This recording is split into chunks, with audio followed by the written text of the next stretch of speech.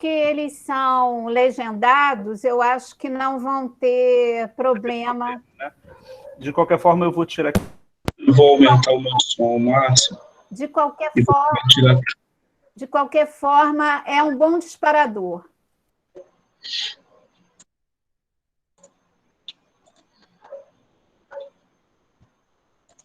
Compartilhando a tela, já está aparecendo? Ainda não. Agora sim. Está chegando. Já está para todo mundo? Vou dar play. Sim.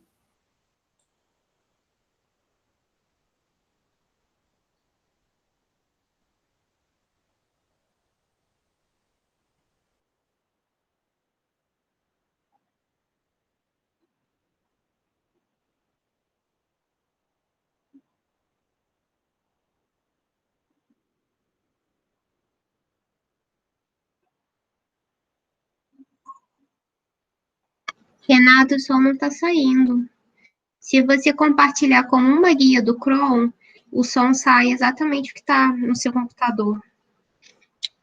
Então, como eu faço isso? Você me ajuda? Para a apresentação, para de apresentar, fazendo um favor. Parei. Isso. Aí agora você vai nesse apresentar agora. Estou nele. Aí você vai selecionar a opção Uma Guia do Chrome, que está escrito ideal para animações e vídeos. Ok, uma guia. Ótimo. Aí compartilha? Isso, aí quando você compartilhar vai sair o som. Obrigado, amiga. Nada. Vou aprender. Entonces, quien tiene el poder...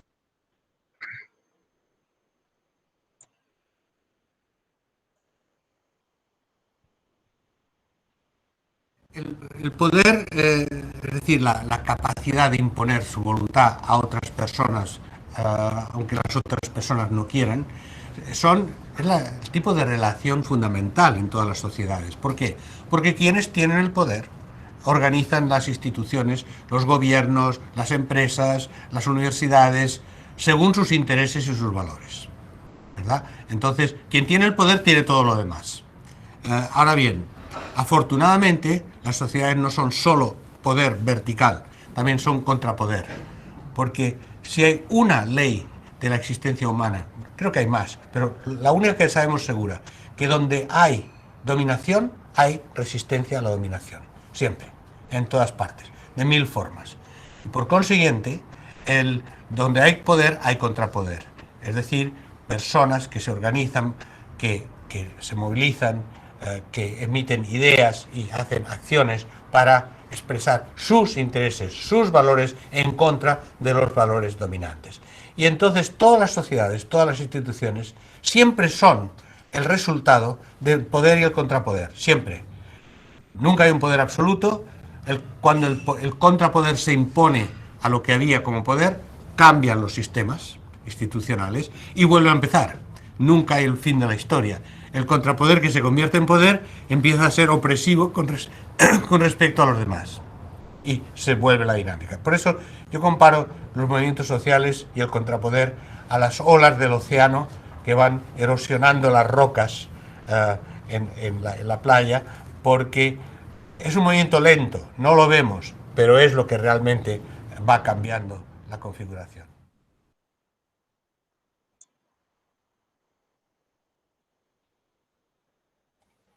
Então, com essa ajuda magnífica de Manuel Castel, com a proteção do professor Richard aí presente, para nos guiar nessa discussão sociológica e antropológica dos direitos humanos, vamos à nossa apresentação formal, né?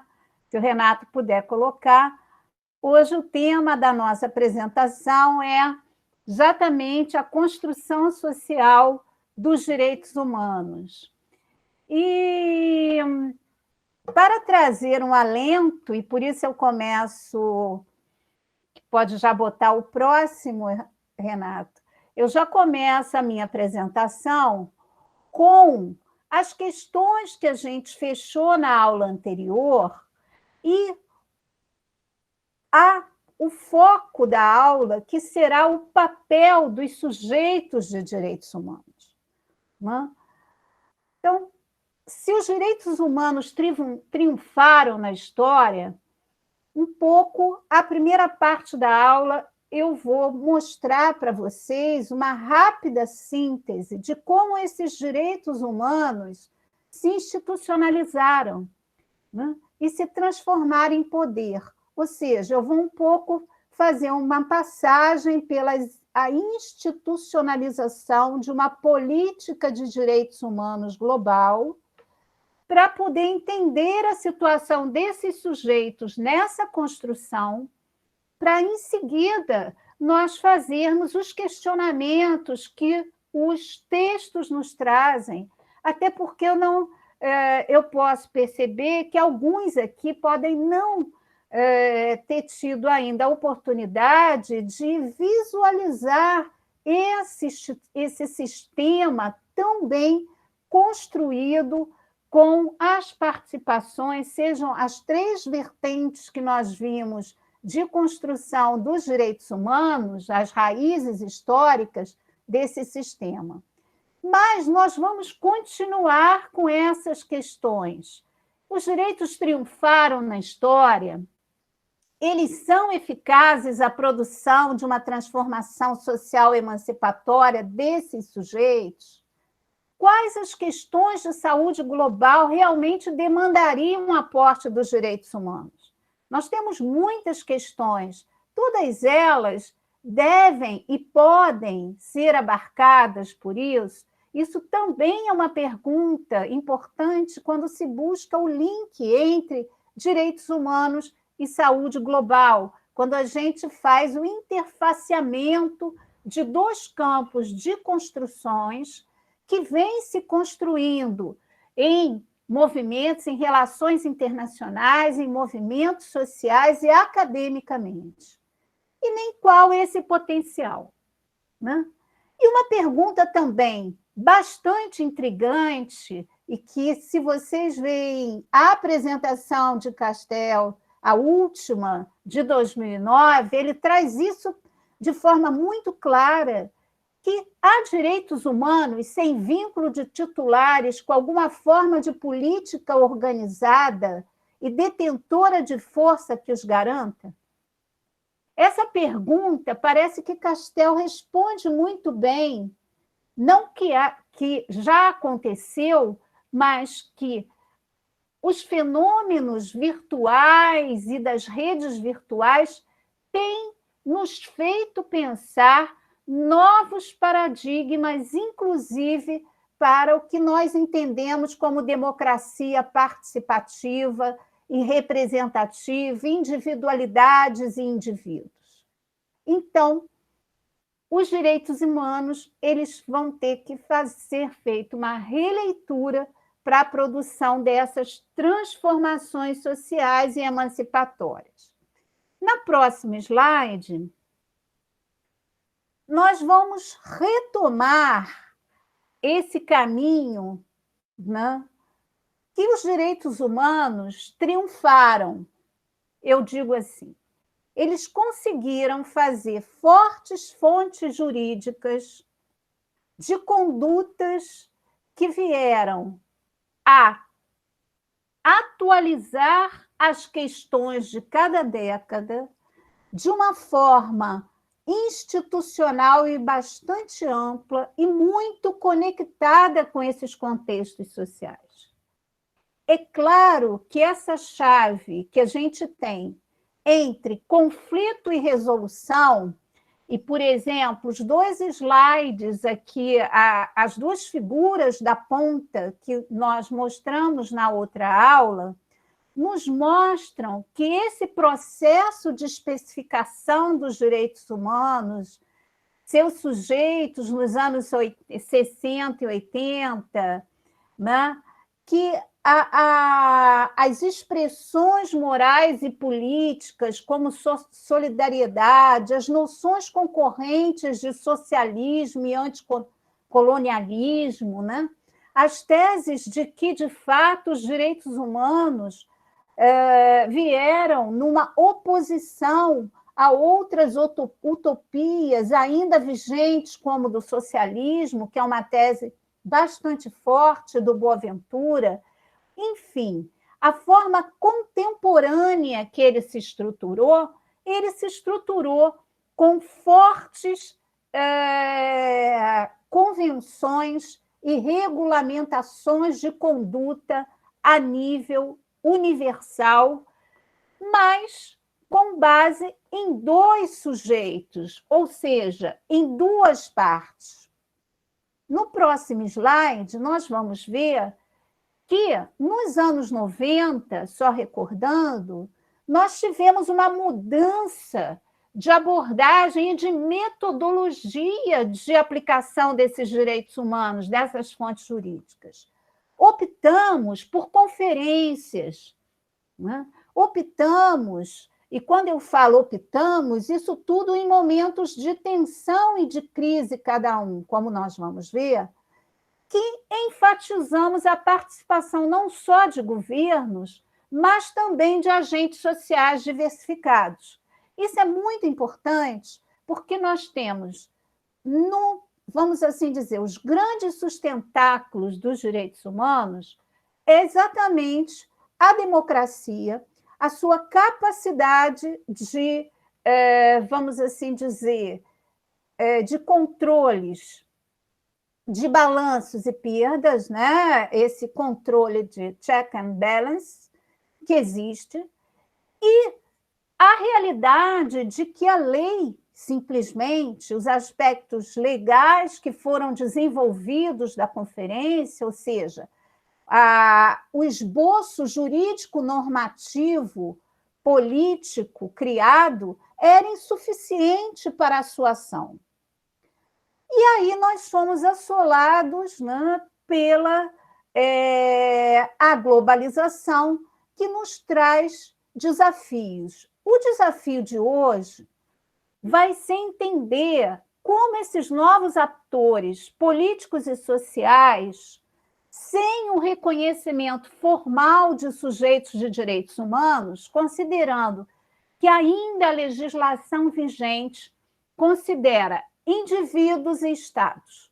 Então, o sistema de direitos humanos institucionalizados, que muitos pesquisadores chamam dos direitos humanos, eles têm uma estrutura onde temos dois sujeitos básicos, em confronto com a globalização, que nos trouxe a figura ao lado, nos mostram alguns atores novos, e isso, tal qual na saúde global, é muito claro que entram atores novos, conquanto são atores que não são alcançados no seu aspecto jurídico e político pelos direitos humanos, mas apenas pelos aspectos éticos. Eu cheguei a me referir, né, ao grande trabalho do Paul Hunt na tentativa de, pelo menos, uma declaração de boas práticas, declarações éticas das empresas farmacêuticas pelos sistemas dos direitos humanos. Tivemos algumas tentativas de não introduzir novos sujeitos, porque tem uma questão central, que o reconhecimento de um sujeito de direitos humanos, que não sejam os indivíduos e os estados, traz uma força, né? E, de alguma forma, um enfraquecimento da própria ideia do Estado. Então, essa estrutura jurídico-política criada, os defensores de mantê-las como está, no sentido de que os Estados continuem com a sua soberania e possam controlar esses outros atores privados, né, sempre com a intenção de proteger. Os mais pragmáticos ou realistas dizem, olha, nós temos que ter formas de deter esses outros atores privados. Então, Hoje nós vamos um pouco entender, a partir dos textos que vocês leram, como foi a participação desses atores políticos e sociais sem o reconhecimento formal e como eles vêm sendo introduzidos nessa lógica. O próximo slide vai nos trazer uma questão que nos foi até perguntada na outra aula, acho que foi a Alessandra, sobre as questões das dimensões dos direitos humanos, né? Nós tivemos uma construção, e tem uma teoria, de que os direitos humanos foram construídos por gerações ou dimensões, né? Primeiro os direitos civis, depois os direitos sociais e econômicos, depois uns direitos de terceira dimensão. Esse é muito fortemente notado na jurisprudência das cortes internacionais. Nós vimos que não só as demandas dos indivíduos eram importantes, mas demandas coletivas deveriam ser interpretadas e tratadas, né? Tivemos uma quarta geração que tem sido chamado, inclusive, de direitos de bioética por alguns autores, aonde se traz uma série de desafios em referência às novas tecnologias, regulação de engenharia genética, ou seja, direitos realmente vinculados diretamente com a vida humana, né? Essa quarta dimensão, eu acho que o projeto Genoma nos mostra com grande amplitude o que significa essas novidades. Temos, inclusive, uma declaração de direitos humanos de bioética, acho que a Alessandra apareceu agora, Alessandra. Alessandra, essa quarta dimensão, acho que abarca a sua questão da semana passada, dos direitos de bioética, no sentido de que não era só a liberdade, a vida e o bem-estar que estavam em jogo como direitos humanos, mas a próprio ser, né? O próprio homo sacer, para fazer referência a um autor Foucaultiano, que é o George Agamben, aonde essa é uma nova dimensão que os direitos humanos trouxe, e uma quinta dimensão, que são os direitos virtuais, né? Os direitos virtuais são aqueles advindos das tecnologias de informação e que também têm sido abarcados pelos direitos humanos e suas institucionalizações, em razão, por exemplo, das eleições presidenciais, né? A questão da eleição de Trump, de uso de hackers, do poder, né, dividido, das big datas. Por exemplo, a saúde hoje enfrenta um desafio e, ao mesmo tempo, uma invasão de dados, da importância de dados na reformulação de políticas, de biopolíticas, de biopoder, quem, enfim, trabalha nessa perspectiva. O que eu tenho a dizer é o seguinte: existem muitas críticas a essas perspectivas de dimensões, porque nós sempre pensamos que as dimensões elas nascem no indivíduo e vão sendo coletivizadas.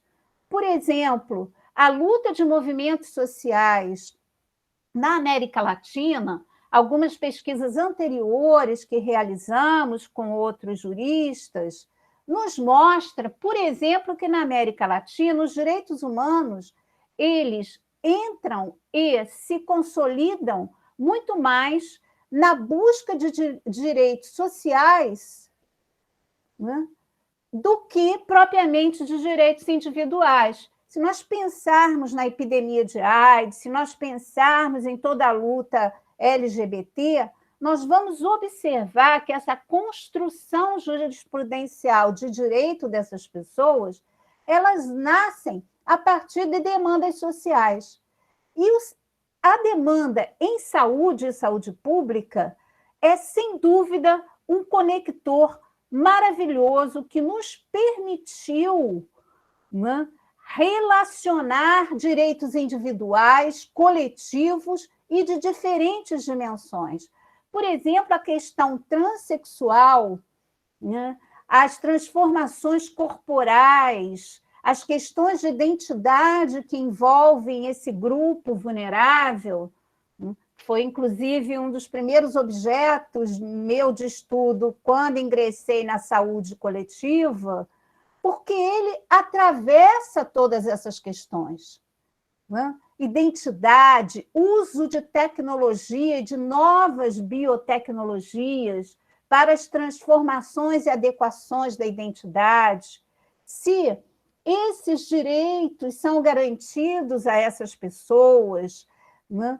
E como que eles entraram? Exatamente pelas demandas de saúde, pelas demandas de acesso à saúde, às adequações corporais que eles tanto necessitavam para essa vivência inteira. Então, o que eu tenho a dizer é que há poucos consensos sobre a definição desses direitos humanos.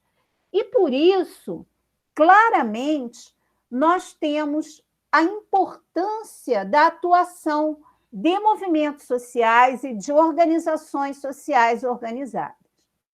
Bom, mas como é que essas instâncias de direitos humanos se constituíram? Nós veremos no próximo slide que as instâncias de direitos humanos, elas se constituíram em todo o mundo como instâncias nacionais. Vemos que nós temos, apesar do governo que vivemos ideologicamente contrário aos direitos humanos, né, e claramente declara-se contrário, há um Ministério de Direitos Humanos, né? Há uma secretaria, há um programa, né? Há uma tentativa de reescrever e de alterar, né, conceitos e definições que viemos construindo socialmente. Temos instâncias supranacionais, e essa é a nossa grande instância, que é a Organização das Nações Unidas, que só se fortaleceu e se ampliou desde 1948. E temos ainda instâncias regionais. Os direitos humanos, eles conseguiram uma adesão tão forte e ampla que se criaram sistemas europeus de direitos humanos, com procedimentos e cortes próprias. Nós temos um sistema africano de direitos humanos, né? Mais recente, ainda incipiente, mas com grandes figuras.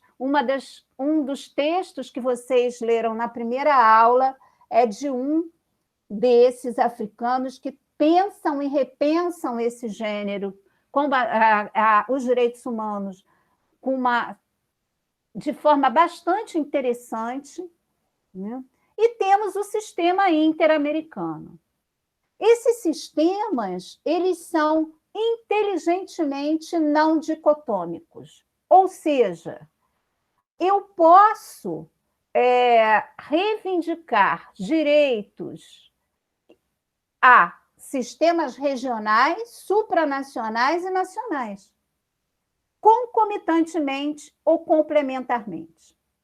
Então, o sistema ele foi se aperfeiçoando de um jeito para ganhar capilaridade e para superar as dificuldades que é a multiculturalidade, a multicultura.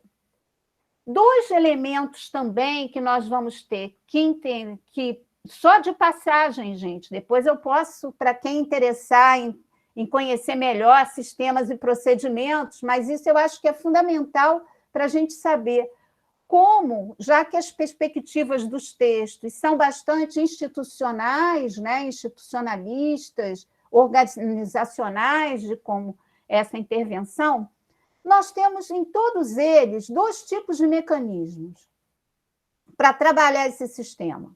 São os convencionais que são criados por tratados de direitos humanos, que envolvem os países signatários e que esses países são fiscalizados, né, pelos comitês de direitos humanos das Nações Unidas. Esses comitês nos são muito importantes. Por exemplo, eu lembro que o nosso caso mais recente, emblemático e que teve um impacto muito positivo no Brasil em termos de mudança de política foi o caso Aline Pimentel, que nós começamos aqui no Rio, de uma mulher negra que morreu morte materna em Nova Iguaçu, e conseguimos levar esse caso a um dos comitês de direitos humanos, o Comitê das Mulheres, CEDAW, que trata do monitoramento de um dos tratados. Porque, naquele momento, politicamente, nós tínhamos brasileiras e feministas que acolheram a nossa reivindicação, que não havia sido acolhida aqui no Rio de Janeiro pelos tribunais. E conseguimos, então, isso num sistema e tal. Já o caso Damião, que é um caso de um paciente psiquiátrico que sofreu tortura, que também é um caso emblemático que o Brasil foi condenado, as condições políticas na época nos mostraram que o melhor seria encaminhar para o sistema interamericano, como foi a Lei Maria da Penha, né? E a Corte Interamericana também condenou o Brasil a ter políticas públicas, e isso decorreu na política e na Lei Maria da Penha, que nós conhecemos hoje, e o processo do Damião provocou uma aceleração na reforma psiquiátrica, no grande movimento sanitário de reforma psiquiátrica, que desembocou também numa lei nacional. Então, aqui, eu já estou mostrando que os sistemas convencionais, eles podem, a partir de indivíduos, serem mobilizados em prol de naturezas coletivas. Obviamente, os indivíduos são apenas personagens, porque, de fato, eles não se beneficiam diretamente, apesar de receberem uma indenização, as famílias, pelo Estado brasileiro, mas o maior benefício, de fato, dessas intervenções de indivíduos aos sistemas são as alterações de políticas públicas, né? Por exemplo, a licença maternidade para as mães adotivas também foi obtida nesse mecanismo político de tal. Agora, aonde realmente os movimentos sociais, ou mais especificamente, que como nós vamos ver nos textos, movimentos sociais se diferem de organizações da sociedade civil, são dois conceitos diferentes. É importante que a gente lê muitos trabalhos e vê que esses termos são, às vezes, utilizados como equivalentes, não são, e esse texto mostra exatamente essas diferenças. Eles vêm sendo considerados e incorporados nos que nós chamamos de mecanismos não convencionais, existentes exatamente para que nos acolham. E, aliás, ontem a notícia da volta dos Estados Unidos ao Conselho de Direitos Humanos, que decorre de um mecanismo não convencional. Qual é a grande crítica? É porque nesse mecanismo não convencional tem assento países que não são signatários.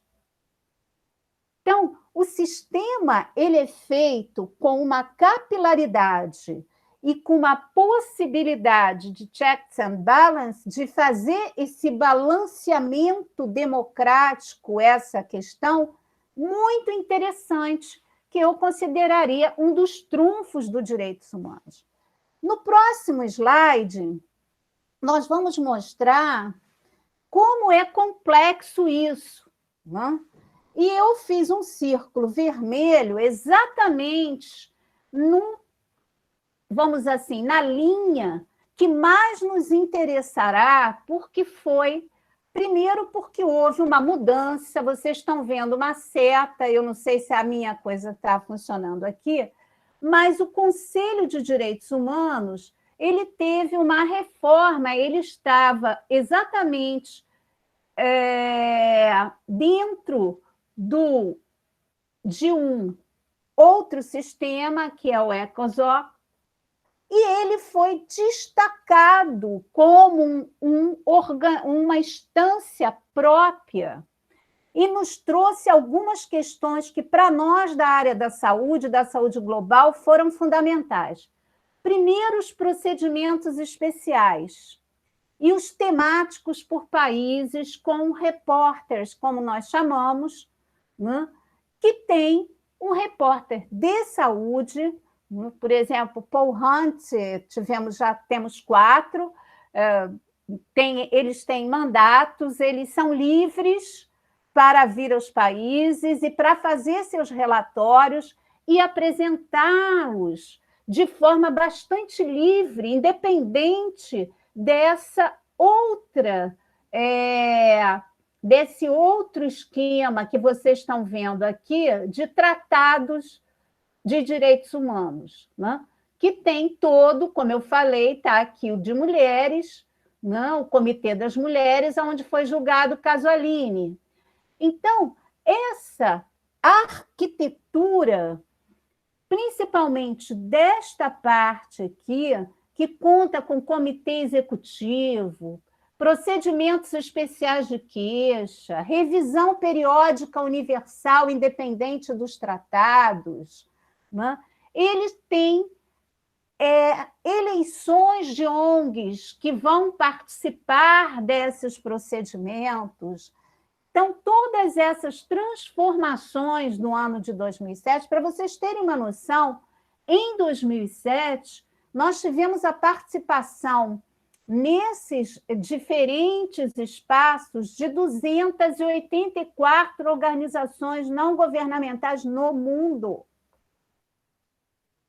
levando questões independentes de seus tratados e dos seus países.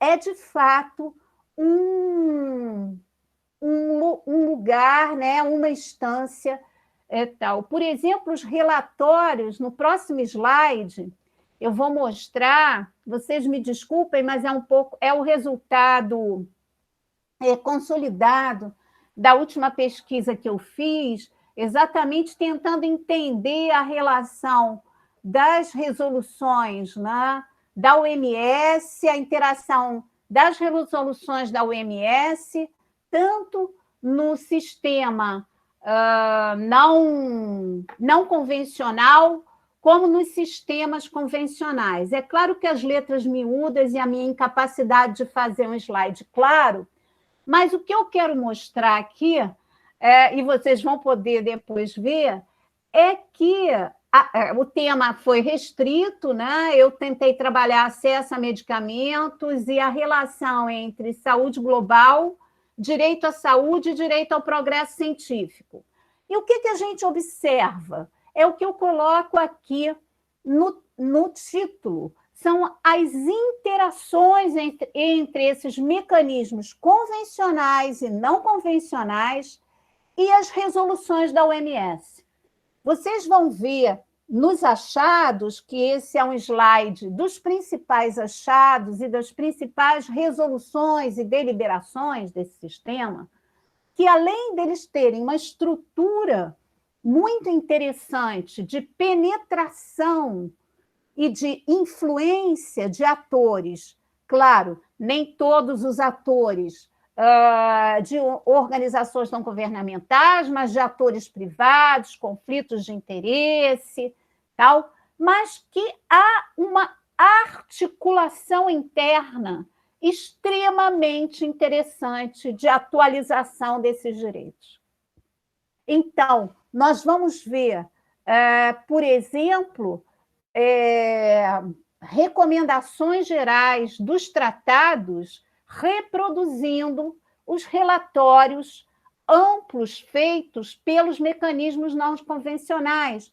por exemplo, acesso a medicamentos em todo o globo foi fruto de um trabalho árduo do relator Paulo Hunt, que é um repórter especial daquela linha não convencional e que penetrou em todos os tratados e tal. Então, é um sistema que se renova e que, se nós formos vendo, tem uma dinâmica própria. Próximo. Nós vamos ver também que o nosso sistema interamericano ele se atualizou bastante. Então, por exemplo, quem está estudando Covid e tal, tem uma área ali só de discussões e de sala de discussões sobre isso. Próximo. O nosso sistema ele pode ser tanto consultivo como contencioso. Do Damião, né? Que foi sobre saúde mental, foi maus tratos e que ele veio a falecer dentro de uma instituição psiquiátrica. Só que o nosso sistema ele é um sistema onde nós temos uma comissão que avalia, analisa a denúncia para depois chegar à corte. É claro que a corte não tem, de forma nenhuma, o direito de obrigar o país a fazer algo ou puni-lo, mas pode recomendar que o Estado reabra a investigação, promova a política pública e indenize os prejudicados. Então, o poder da corte é muito mais constrangedor do que um país internacionalmente conferido. Porém, aos países que aceitam o protocolo facultativo, o que seria um protocolo facultativo? Seria admitir a jurisdição internacional internamente, eles podem, sim, trazer, sem dúvida, inclusive condenações. O que a gente pode dizer é que sempre houve um grande respeito, né, por esse constrangimento. E os exemplos foram muitos no Brasil, muitos. No próximo slide, nós vamos mostrar que, paralela a isso, né, a todo esse sucesso de institucionalização, e para um pouco responder às críticas de não efetivação, nós temos ainda, concorrendo com todas essas críticas ao sistema, a crítica às agências especializadas. Então, eu não poderia deixar de lembrar a própria crise da OMS, que já foi trazida, né, pelo professor Richard nas primeiras aulas, como uma crise que afeta, sem dúvida nenhuma, a condução, a governança global em saúde, né? Até porque as funções da OMS seria exatamente essa liderança em termos cruciais, determinar linhas de pesquisa. É claro que nós estamos vendo aí no Covid toda a fragilidade e a erosão do protagonismo que a crise da OMS trouxe. É claro isso, a distribuição das vacinas, os conflitos da própria União Europeia em relação ao contrato com a empresa privada, por atraso na vacina. A escassez e a natureza do seu financiamento também já foi dito no primeiro módulo, mostrando que hoje a agenda da OMS está presa a grandes empresas globais, ou, quando não, entidades filantrópicas ligadas às empresas globais, né? Bill Gates, Melinda Gates são as mais conhecidas, mas muitas outras têm, porque é um âmbito vamos assim dizer, de influência regulatória e regulamentatória de um poder imenso. Introdução de conflitos de interesse. Por exemplo, se a gente pensar que uma das funções da OMS é a elaboração de normas sanitárias internacionais, e a gente pensa que a OMS não tem utilizado o seu poder de norma obrigatória para todos os países, a única norma, aliás, são duas, a Regulamentação Sanitária Internacional, o Regulamento Sanitário Internacional, e o Renato pode nos falar melhor, que é a do tabaco, que a resolução da OMS garantiu, mas nenhuma outra norma obrigatória que está dentro do campo de competência legal da OMS foi exercida pela OMS. Mas acredita-se, e as relações internacionais acredito que nós temos tem duas classificações, que é a hard law e a soft law, né?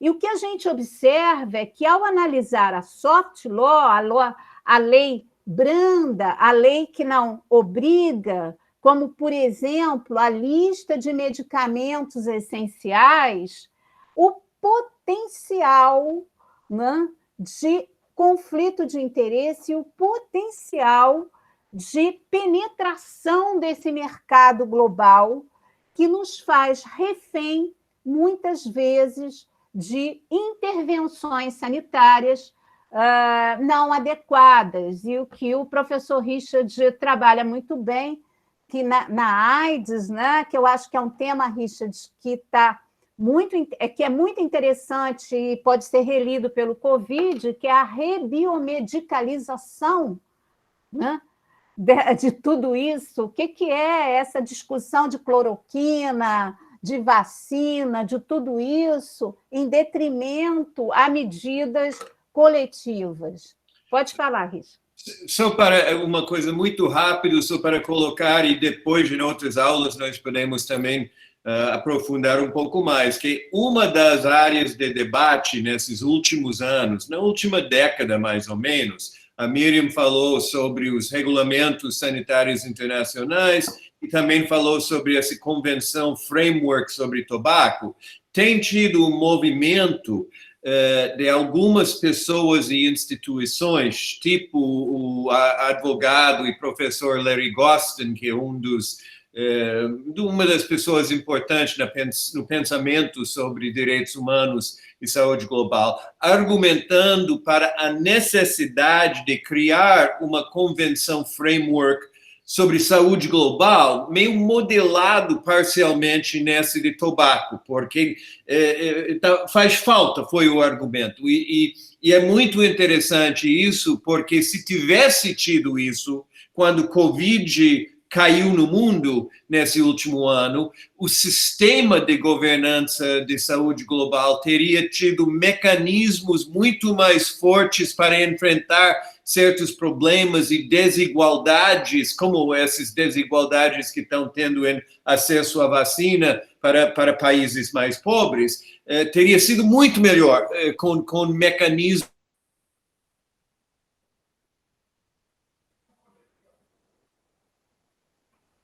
Alô? Acho que o professor Richard congelou.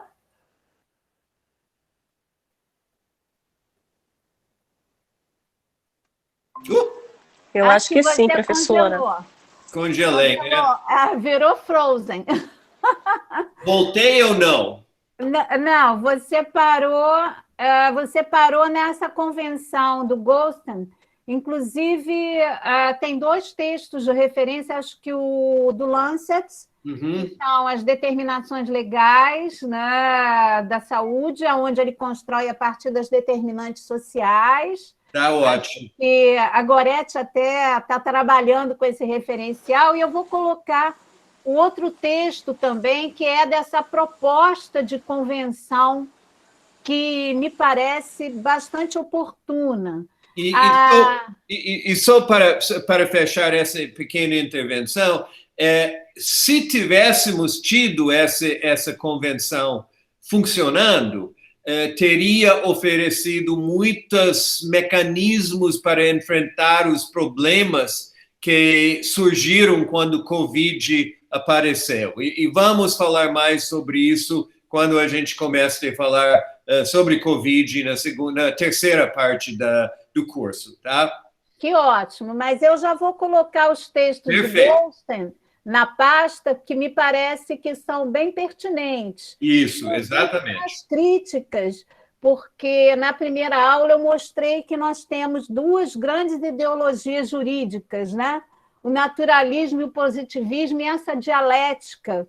E o Goldstein e o grupo de juristas que escreve o documento com ele no Lancet, principalmente das determinações legais, me parece que trabalham muito bem com essa dialética. Vamos garantir uma convenção que, mesmo positivista, ela vai conseguir renovar. Perfeito. Obrigada, então. E vamos lá para o nosso próximo slide. Próximo slide, eu vou fazer pequenas observações sobre o texto para deixar para o nosso debate. Os textos são muito ricos, mas talvez tenha um grau de dificuldade para quem não teve introdução. Eu não sei quantos de vocês têm formação nas áreas de ciências sociais ou humanas, né? Mas parece que a maioria são profissionais de saúde. Mas os textos, eles são autoexplicativos no sentido de, eu vou chamar a atenção, temos alguns conceitos, como o construtivismo social e o realismo, um pouco das teorias de relações internacionais. Chama a atenção também, eu vou tentar baixar o último texto da Kate Nash, que é de 2019, que ela faz uma provocação muito interessante, dizendo que os dois, né, tanto os movimentos sociais como o poder instituído dos direitos humanos, são hegemônicos e, portanto, tem que deixar, né, de ser contra-hegemônico, tem que haver maior velocidade nisso. Mas os textos nos trazem dois conceitos centrais. Um é o construtivismo social. O que é isso? A gente fala que as coisas são construídas, mas como é que se dá essa construção? Né? E voltamos, se naquele primeiro texto da Hunt, ela nos traz a evidência, o paradoxo da evidência, é muito evidente que a saúde é um direito humano, mas o paradoxo é porque milhões de pessoas continuam sem direitos humanos garantidos. Né? O Boaventura traz isso a todo tempo. Quanto mais falamos de direitos humanos, mais nós vimos violações. E a Nash vai trazer a mesma questão, que são as contradições na própria construção dos instrumentos. É que eu não consegui fazer algo que sobrepusesse às convenções internacionais a casuística, como a gente chama, dessa produção. Mas, por exemplo, nos anos 70, nós vamos ver uma série de revoluções no entorno, né, que nos levam a decisões, inclusive dos tribunais europeus dos direitos humanos, contrário às convenções internacionais, por exemplo, sobre genocídio de 1948, né, sobre a Declaração da Tortura de 75, né, e sobre o tratamento degradante e desumano que foi aprovado em 84. Então, ela começa a redação mostrando a contradição, o que levou, por exemplo, né, o Deleuze, ele diz, não existem direitos, existe jurisprudência, existe um entendimento de tudo isso. E ela começa exatamente por essa contradição entre o positivado, a interpretação dada a essa aplicação e a importância de se continuar essa construção. Próximo.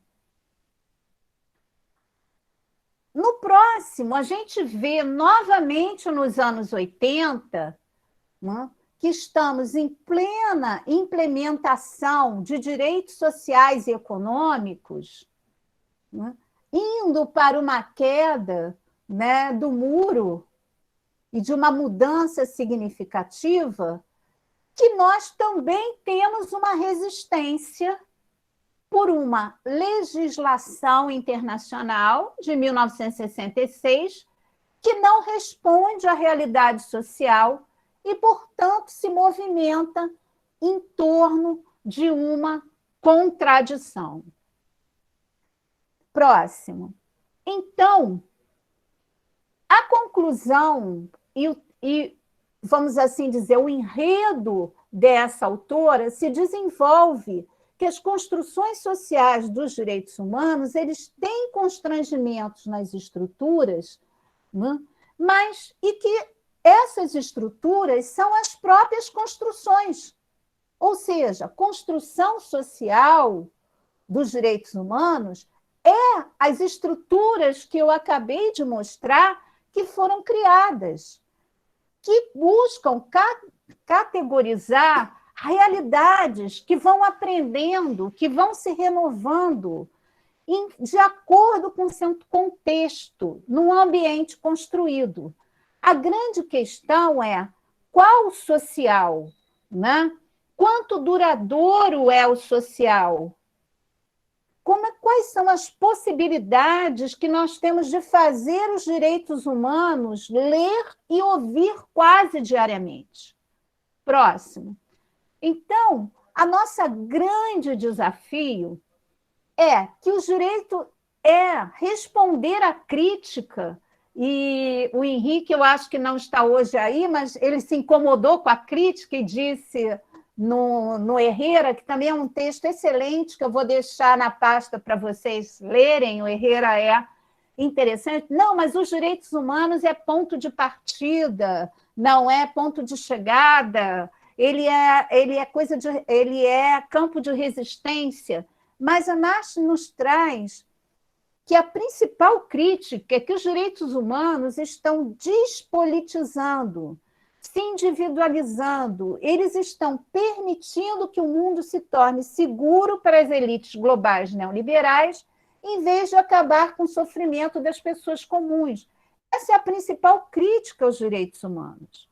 Só que, como nós já falamos, o contraponto que ela propõe é que os direitos humanos também representam uma linguagem dentro da qual essa variação de reivindicações por justiça ela é articulada. Então, de alguma forma, ela permite domesticar a globalização. Foi, por exemplo, o exemplo que o professor Richard colocou sobre a proposta do professor Goldstein e de grupos de uma convenção, e a Convenção do Tabaco teve sucesso, o Regulamento Sanitário Internacional teve sucesso, que, de alguma forma, a gente corre o risco de cristalizar as elites globais neoliberais, mas nós temos uma estrutura também de domesticar, de negociar, de trazer, de reivindicar. E os direitos humanos, eles penetram nas diferentes culturas de diferentes formas. Reivindicar direitos é fazer uma reivindicação moral. Então, se a China, o Arábia não assinaram os nossos tratados, não interessa na rede global. Nós nos mobilizamos como reivindicação moral para que aquela mulher não seja apedrejada porque cometeu adultério, ou porque aquela pena de morte não seja realizada, ou na política. Então, muito mais do que um arcabouço legal, os direitos humanos eles são reivindicações morais, de fato, que penetram nas culturas de acordo com cada momento. E esse eu acho que é a beleza do texto que nos traz, que eles são realmente socialmente construídos, mas eles são irredutivelmente morais, irredutivelmente políticos, e políticos nos dois sentidos, da política, da alta política, de adesão dos países e do político no seu sentido de convivência, de negociação, de condutas e de normas do cotidiano, né? Então, gente, ter a mente aberta para os direitos humanos não significa ser cega ou estupidamente idealista. Essa frase dela é brilhante. Defender os direitos humanos é possível trabalhar, sim, com uma tendência moralizadora de alguns direitos humanos que são estruturados e temos a intenção de vê-los como valiosos. Ou seja, essas contradições nos mostram a força dos direitos humanos a partir desses movimentos sociais e dos cidadãos. O próximo, por exemplo, vai nos mostrar a força que os direitos humanos tiveram no Brasil na Constituinte de 88. Nós só admitimos os tratados de direitos humanos a partir de 88, né? Nós só assumimos. Mas todas as reivindicações, elas estavam antenadas, eram tidas, e daí a dialética que muitos juristas falam sobre o positivismo e a ideia do naturalismo, dos direitos naturais, porque essa reivindicação moral penetrou no Brasil de uma forma contundente e construiu uma Constituição e um sistema único de saúde que nós temos. Próximo. O próximo texto, eu chamo a atenção, e para abrir o debate, que é exatamente, ele vai nos trazer os principais desafios e sustentações desse discurso de direitos humanos para os movimentos sociais. Nós temos algumas alternativas. Uma, desafiar o poder, mas não sustentar. É o que tem se mostrado nas instâncias. Nós desafiamos o poder, os movimentos sociais, as ONGs internacionais estão no sistema de direitos humanos, mas não o sustentam, o desafia. Entrar no poder, sustentar o poder, mas não o desafiar.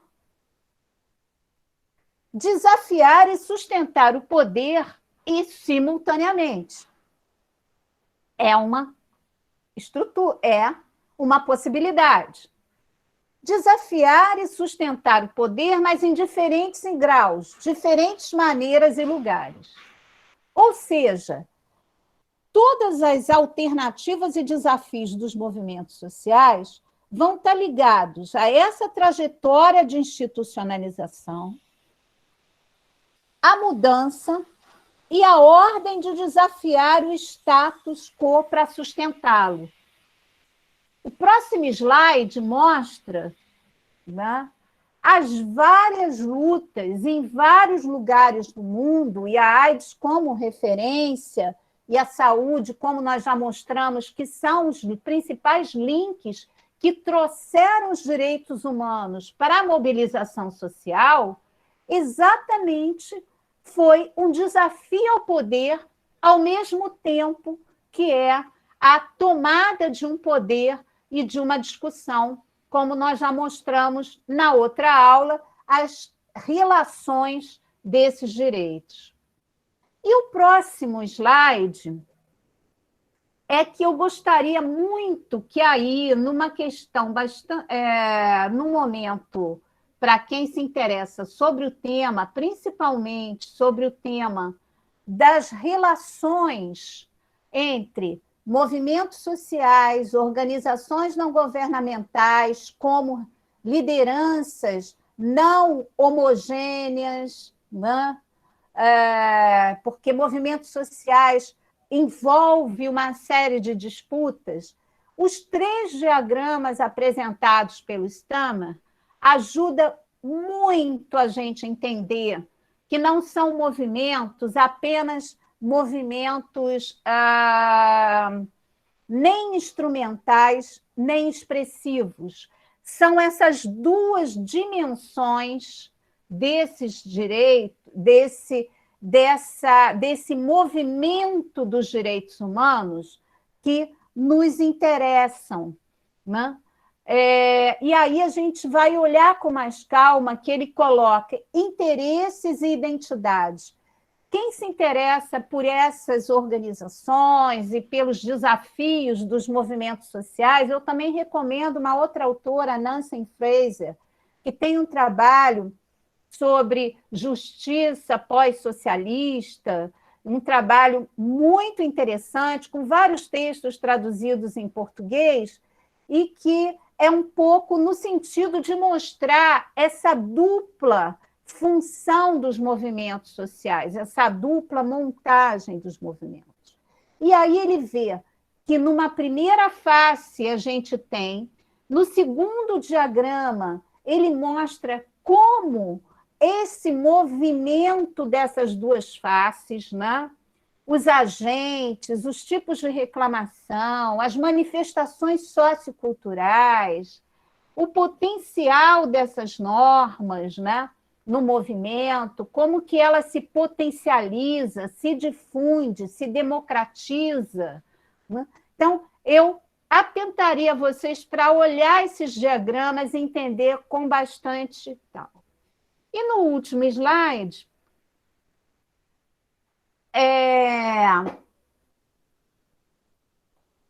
é claro que o Stammer, ele traz, mais uma vez, a comprovação das transformações sócio-históricas dessas estruturas. Me parece que aquela estrutura eu poderia trazer numa linha do tempo como é que o sistema ONU foi se modificando, como a OMS passa também por modificações, né? As formas políticas e econômicas, como elas têm se interagido. O que a gente tem de certeza para a compreensão desse modo e de ideias práticas em relação aos direitos humanos, que requer um quadro analítico mais detalhado e com nuances do que foi produzido até agora.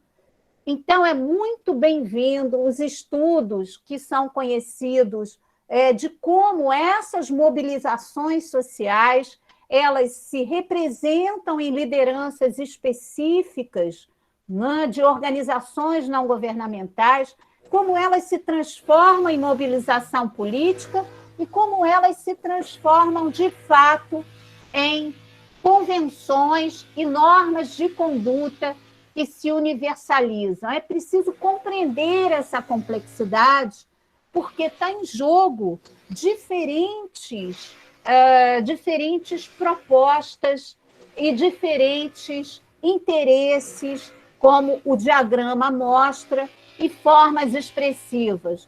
Por exemplo, a Nancy Fraser, nos trabalhos dela empíricos sobre os movimentos sociais, e um trabalho próprio, né, que fiz com a professora Flávia Provezan, sobre o uso dos movimentos o uso do direito pelos movimentos sociais, nós observamos, por exemplo, essas características de luta por distribuição e por reconhecimento de identidade, e como se diferenciam esses usos e intervenções. Por exemplo, os 4 movimentos que nós estudamos foi meio ambiente, ambiental, racial, o movimento de AIDS e o movimento LGBT. A Nancy Fraser também faz estudos empíricos sobre isso e chega como é que, de fato, cada movimento, a complexidade dessa montagem aparece. Então, eu vou encerrar aqui, né? Eu passei um pouquinho,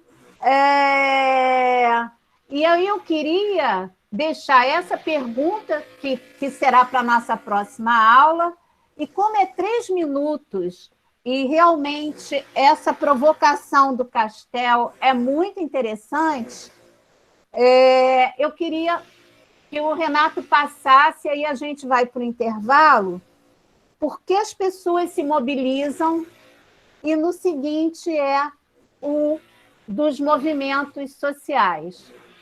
E aí, quem quiser assistir um pouquinho, né? Por que os movimentos... Primeiro, porque as pessoas se mobilizam. E depois, os movimentos populares, os movimentos sociais para mudar o mundo. Quem quiser tomar um cafezinho e ver depois, tudo bem. Mas eu acho que vale a pena, durante esse intervalo, quem não tiver querendo cafezinho, ver esses 3 minutos. Renato, você colocaria para a gente? E aí a gente aqui. Volta para o debate. Tá bom, gente? Só um minutinho que eu estou aqui agora, ver se eu aprendi com a colega, né? Depois você me ensina naquela sua aula de telecurso, né? Eu tenho, cada dia eu roubo um pouquinho de cada um deles aí para me ensinar como fazer as coisas.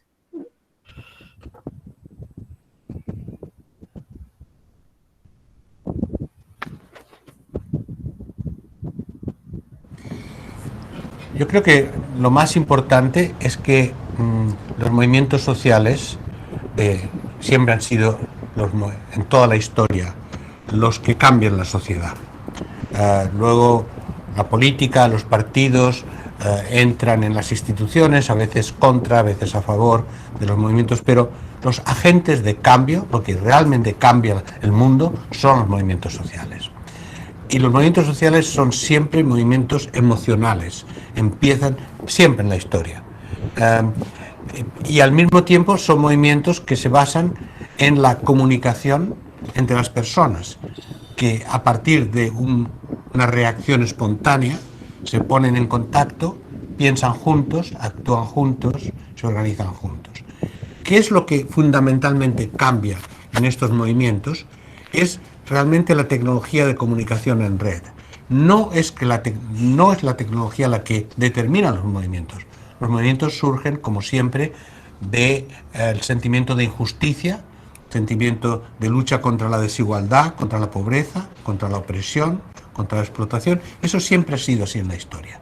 Lo que es diferente ahora es que para luchar contra esas causas del mal humano, había que organizarse con organizaciones formales, con líderes, con programas, y entonces dentro de los movimientos se volvía a reproducir la estructura de dominación que había en la sociedad. Y al mismo tiempo era fácil reprimir al movimiento. Se toman los líderes y se acaba el movimiento. Lo que es nuevo es que Internet y las redes móviles, Internet sobre plataforma móvil fundamentalmente, permiten a las personas organizarse concretamente, pero no de forma permanente, sino en redes que surgen de ese proceso de indignación y de voluntad de lucha. Y no hay líderes porque no hacen falta, porque el movimiento se va ajustando, las personas se van debatiendo, se van organizando. Un día uno es líder en una acción, otro día es otro.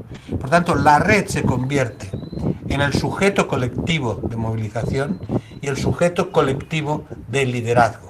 Esto no es una utopía, esto es lo que está pasando, todos los movimientos que yo he observado en los últimos 3-4 años, y ha pasado, estamos hablando en estos momentos en junio del 2013, y hace una semana empezó otro movimiento en Turquía, que también es distinto en términos de contenidos, pero que es la misma forma, es el mismo patrón. Lo hemos visto en Islandia, en los países árabes, en Europa, en España en particular, en Estados Unidos, en América Latina, en China, aunque la gente no lo sepa, pero también hay movimientos así en China, y en Rusia, ahora en Turquía. Entonces, estamos ante una nueva forma de movimientos sociales que se caracterizan por ser capaces de autoorganizarse, automovilizarse y autoliderarse sin pedir permiso a ningún partido ni a ningún líder, porque disponen de una capacidad tecnológica comunicativa que nunca ha sido en la historia, y porque las emociones se difunden instantáneamente a través de la viralidad. La viralidad es fundamental en Internet.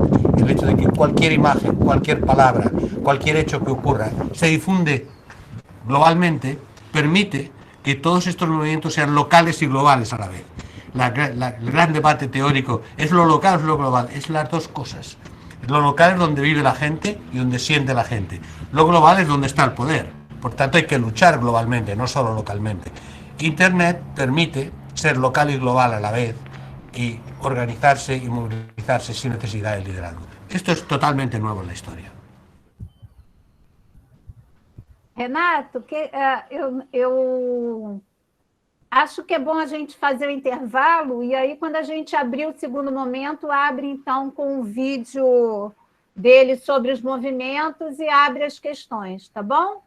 Gente, Ok, como eu ultrapassei um pouquinho o tempo, dá para a gente, em 5 minutos, fazer o nosso cafezinho? Desculpa ter atrasado, mas que a gente demorou um pouquinho a começar. Mas eu acho que o Castel nos traz interrogações que eu acho que vai provocar um debate muito interessante. Então, a gente abre com esse, tá bom? 5 minutinhos, então.